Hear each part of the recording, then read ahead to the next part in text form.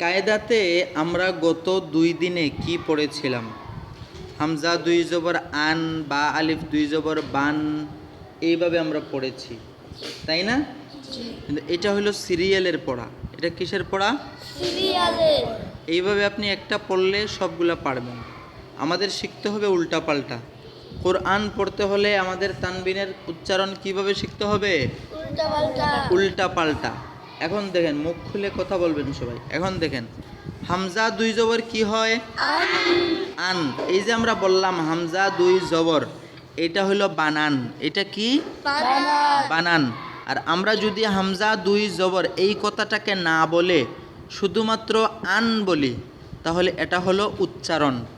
যেমন আন, বান, তান, এগুলো হলো উচ্চারণ।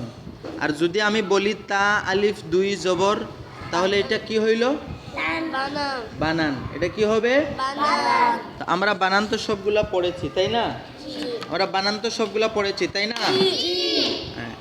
এখন আমরা পড়ব উচ্চারণ। এখন আমরা কি পড়ব? উচ্চারণ। ধরেন, আন, সিরিয়ালে যাব না, নিচের দিকে আসব। আন, খন, শান। বলেন তো আপনারা শান কিভাবে হয়েছে? বুঝি নাই?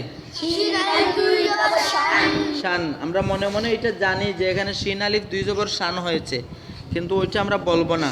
আমরা ডিরেক্টলি মুখে বলবো শান। গন, নান, এরপরের লাইন উপর থেকে, বান, দান, সন, ফান, ওয়ান, এরপরের লাইন উপর থেকে, তান, রান, বন, কন, হান, এরপরের লাইন, সান, রন, পন, কান, আন, জান, জান, ওয়ান, লান, ইয়ান, হান, সান, আন, মান। বুঝতে পারছেন? বলেন তো, বুঝে থাকলে আমরা বানান পড়েছি না উচ্চারণ পড়েছি? উচ্চারণ পড়েছি।